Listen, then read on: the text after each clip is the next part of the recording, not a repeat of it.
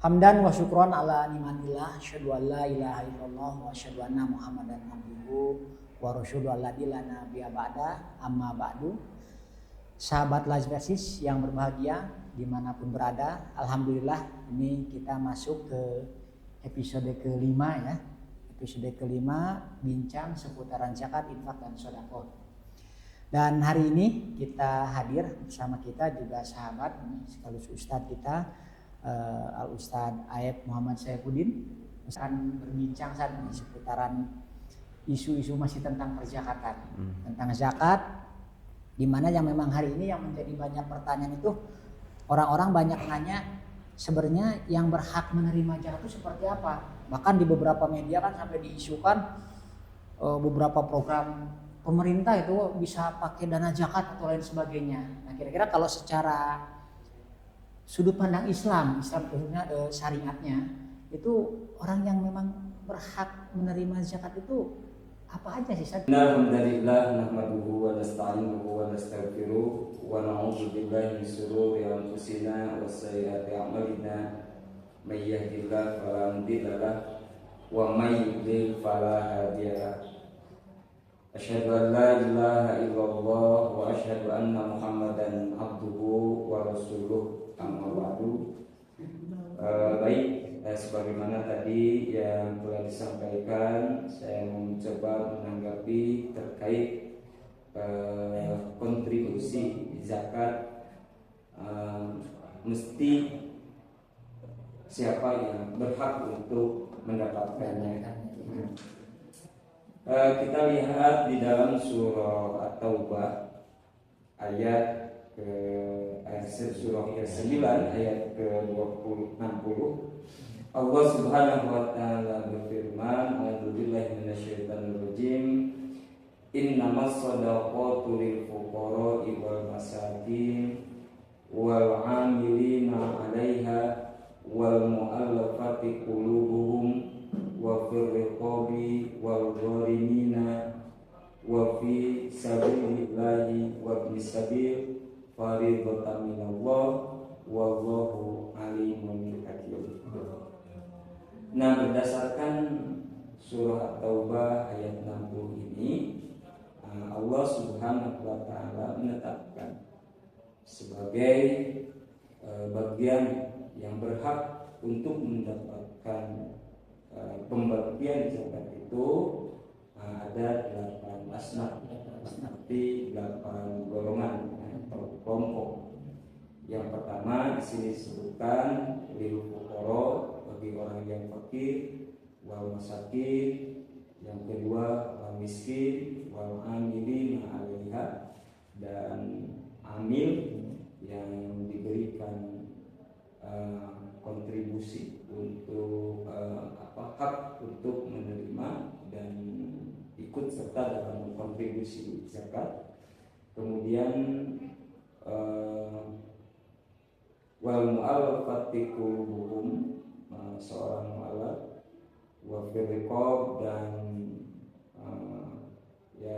riqab, orang yang membasahi. Kalau saat sekarang mungkin orang yang dalam tekanan himpitan oleh seseorang atau dari organisasi atau yang lain yang tekanan. Kemudian wal gharimina, orang gharimin itu orang yang terlilit hutang, wa fi sabilillah, dan orang yang berada di jalan Allah. Kemudian wa fi sabil, dan ibnu sabil.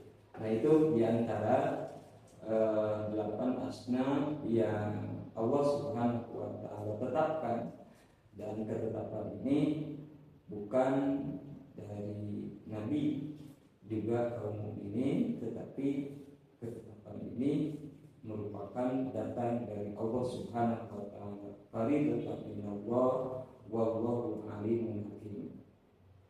Nah, itu sebagai sasaran dakwah. Nanti karena waktu singkat bisa dibaca di dalam surah Taubah ayat 60 ya, terkait 8 asnaf dan siapa saja di situ disebutkan.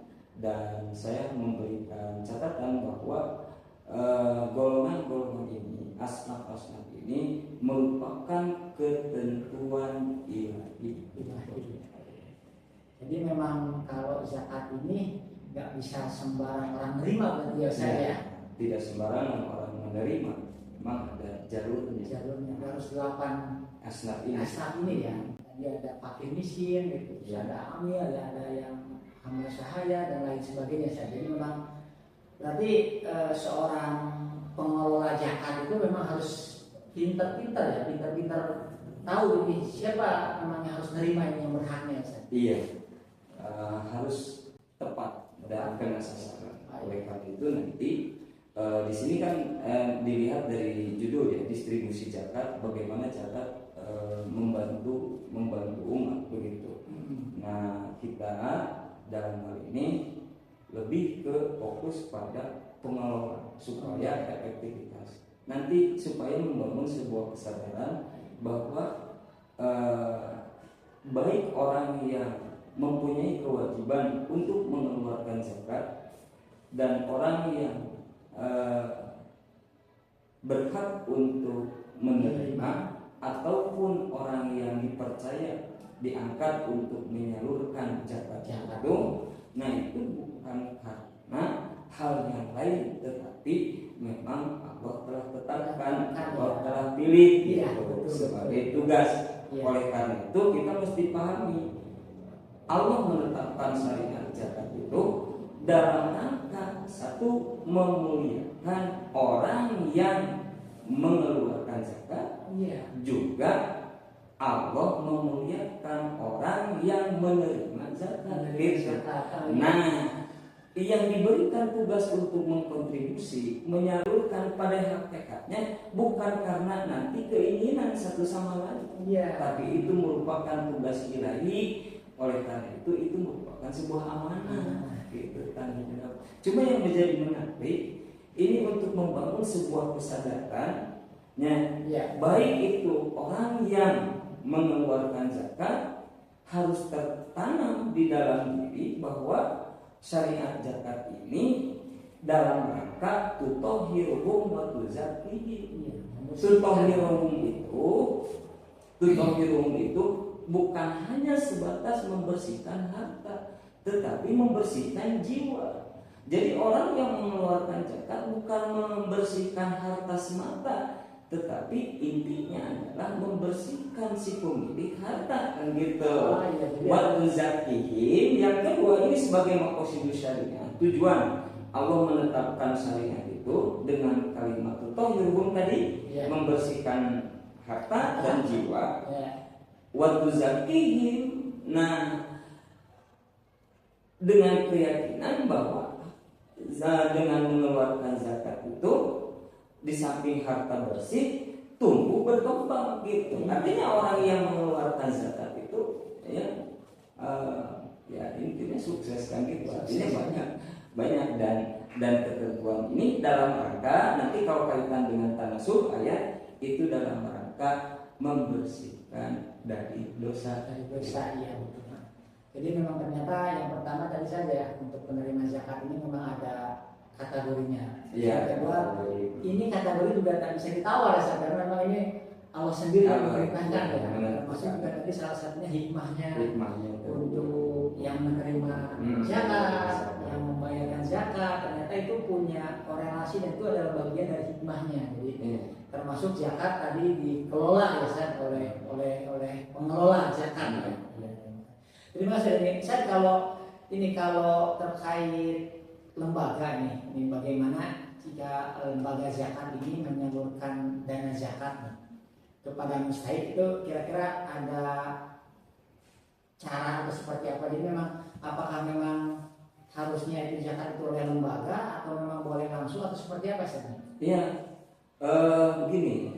Ini sebelum masuk ke ranah teknis amilin itu pun harus memahami, harus ada kemampuan untuk memberikan kesadaran. Artinya ada target begitu, bukan hanya sebatas menyalurkan tepat sasaran siapa yang layak untuk mendapatkan, tetapi harus memberikan pengertian terhadap orang yang berhak gitu. Iya. Membangun sebuah kesadaran bahwa dengan menerimanya zakat itu kan Iya, gitu, bukan karena muzaki atau bukan karena amil itu sendiri, tetapi memang orang yang terpilih itu yang Allah tetapkan. Artinya dengan menerima zakat itu tak harus disadari mesti bahwa yang dia berhak mendapatkan itu karena Islam memperhatikannya kan gitu. Nah ya ruh agama, semangat dalam Islam itu ini mesti ditumbuhkan baik dari muzaki mengeluarkan zakatnya, dan orang yang menerima zakat itu sendiri kemudian ambil itu sendiri. Nah ini harus ada kesatuan satu sama lain sehingga tumbuh. Target tujuan Allah menetapkan zakat itu ingin memuliakan satu sama lain gitu. Intinya berarti saling memuliakan. Iya. Jadi yang menerima zakat juga tidak perlu berkecil hati atau sebagainya gitu. Iya. Tapi juga yang memberikan zakat juga nggak perlu sombong atau seperti apa. Jadi dua-duanya memang zakat ini di samping membersihkan ternyata memuliakan. Dan terpilih menjadi orang yang tadinya mungkin merenang standar, derajatnya meningkat semakin tinggi. Dengan mengeluarkan zakat itu sudah berbeda di strata dalam sisi sosialnya ya. Berarti memang zakat ini bisa menjadi alat ya saya untuk kalau bahasa ini masalah kesenjangan sosial ini melalui zakat berarti bisa ya. Luar biasa zakat itu 8 asbab itu gambaran kondisi sosial, ekonomi sosial masyarakat. Nah apabila zakat ini betul-betul dikelola dengan baik, nah ini akan memberikan kontribusi yang besar dalam kehidupan bermasyarakat, akan menyelesaikan berbagai persoalan, berbagai aspek, namun kalau memang disadari gitu. Nah makanya ini satu sama lain harus memang memahami. Di samping sosial saat ini. Jadi tadi kalau kita berbicara zakat, ternyata zakat ini menjadi solusi pemirsa dalam persoalan kesenjangan sosial ya. Artinya mungkin dengan zakat kita bisa mengurangi ya, menyelesaikan masalah-masalah. Tapi dari sisi lain nih, kalau dengan zakat ini kira-kira andai kata zakat ini kita berdayakan dari sisi ekonomi umat, itu kira-kira gimana Ustaz?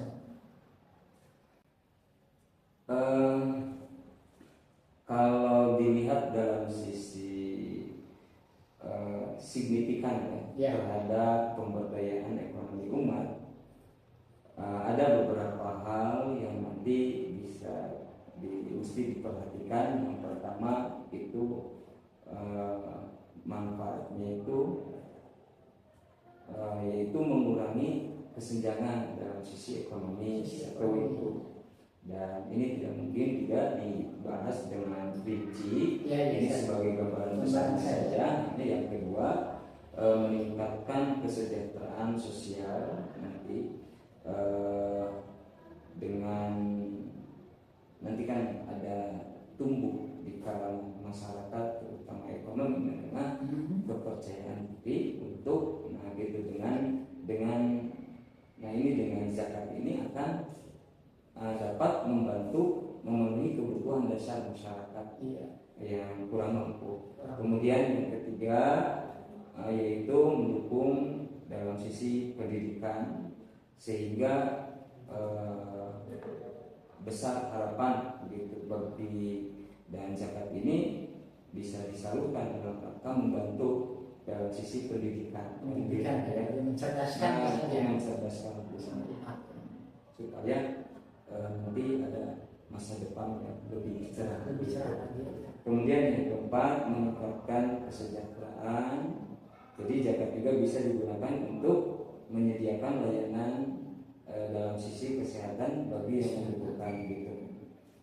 Kemudian yang kelima, pemberdayaan ekonomi. Yang keenam, stabilitas sosial. Nah, itu luar biasa sebetulnya kalau kita melihat dari sisi aspek itu mencakup berbagai lini kehidupan dalam bermasyarakat, terutama dalam sosial ekonomi. Jadi memang ternyata hikmah zakat itu sangat luas sekali ya. Tadi disebutkan sampai beberapa ternyata bisa mengubah kesenjangan sosial. Berarti untuk selanjutnya juga mencerdaskan. Artinya dampak istilahnya mungkin kebodohan itu bisa diberantas dengan zakat. Terus tadi juga ternyata bisa nilai kemandirian umat yang masuk ke ekonomi ya. Ekonomi artinya memang sangat luas sekali manfaat zakat ini ya, jika memang dikelola dengan benar. Dan tadi juga sempat disebut ya Ustaz, 8 asnaf ini ternyata ini menyimpulkan masalah-masalah yang ada saat ini ke sini ya sosial. Dari dulu memang masalah-masalah sosial tentang fakir miskin jadi problem masalah yang ekonomi. mesti kita mencari solusi. Dan ya zakat artinya memang tadi sahabat kita dapat penjelasan juga terkait dana zakat ini memang karena khusus ya saat penerimanya juga memang 8 asnaf, dan dari 8 asnaf ini ternyata bisa dikembangkan dari segi aspek sosial dan ekonomi. Tapi Ustaz, ini ada beberapa pertanyaan Ustaz dari pemirsa. Ini ada beberapa pertanyaan dari pemirsa, kita buka dulu. Ini yang pertama tentang 8 asnaf Ustaz.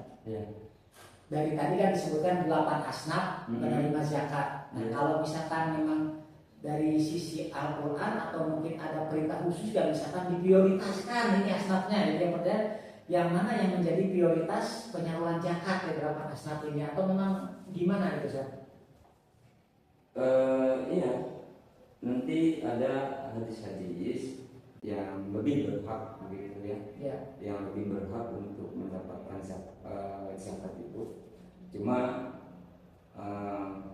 tidak ada sebetulnya juga pengkhususan, walaupun nanti ada yang menyebutkan fakir miskin yang lebih diutamakan, itu juga bukan dalil sebagai pengkhususan sosial, tetapi itu sebuah gambaran yang mesti jadi prioritas dalam arti perhatian besar, sebab menyangkut kehidupan.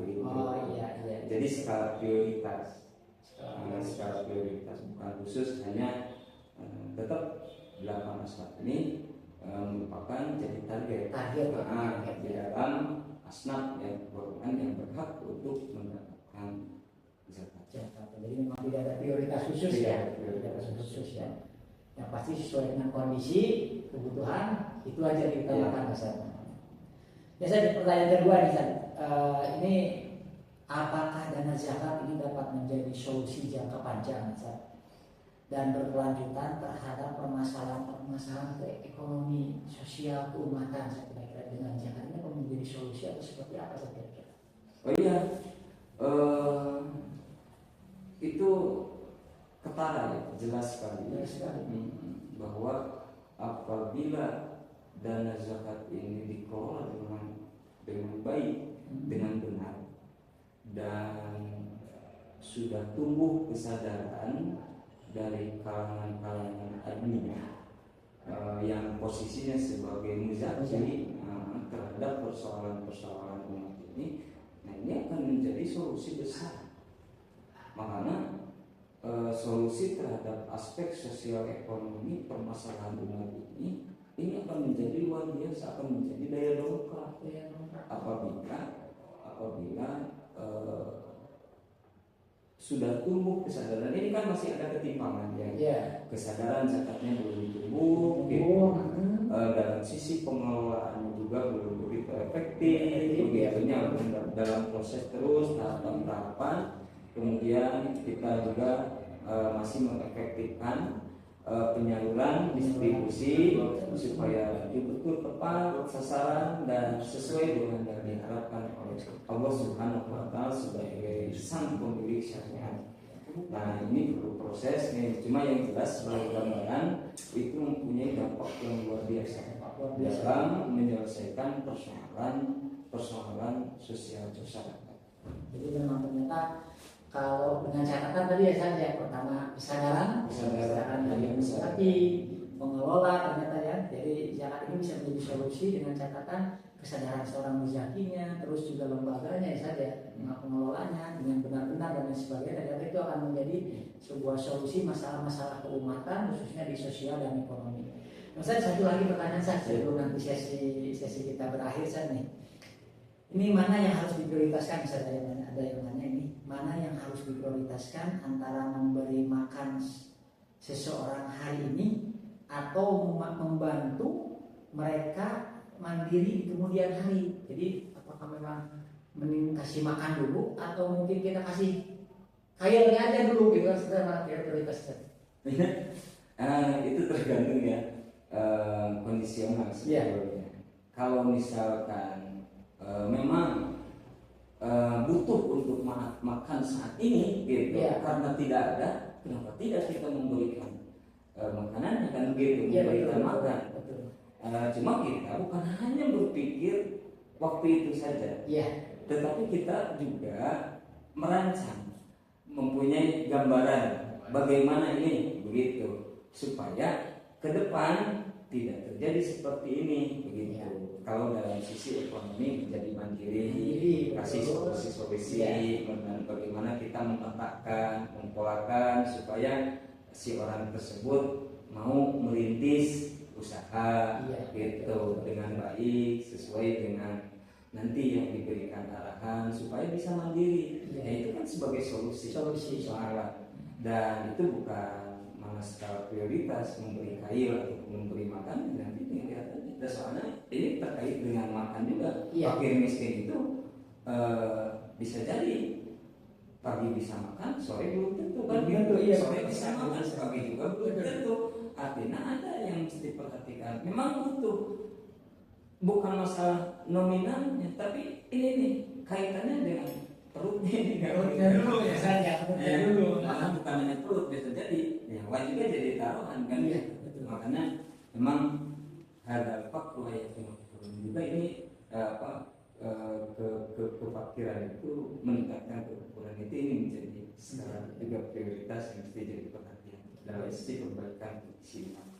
Jadi memang kalau misalnya saat ini urgentnya ngasih makan, mending ngasih makan dulu aja gitu.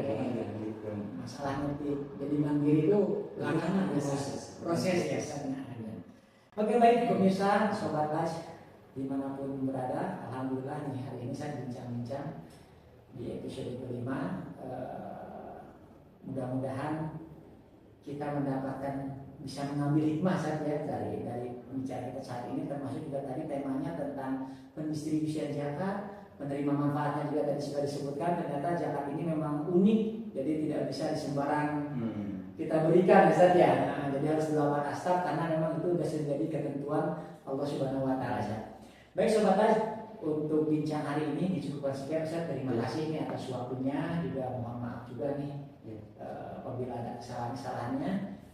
Tetap stay terus di channel kita dan terus semangat untuk menebar manfaat. Ramadan penuh berkah, jis penuh manfaat. Terima kasih. Assalamualaikum warahmatullahi wabarakatuh. Terima kasih.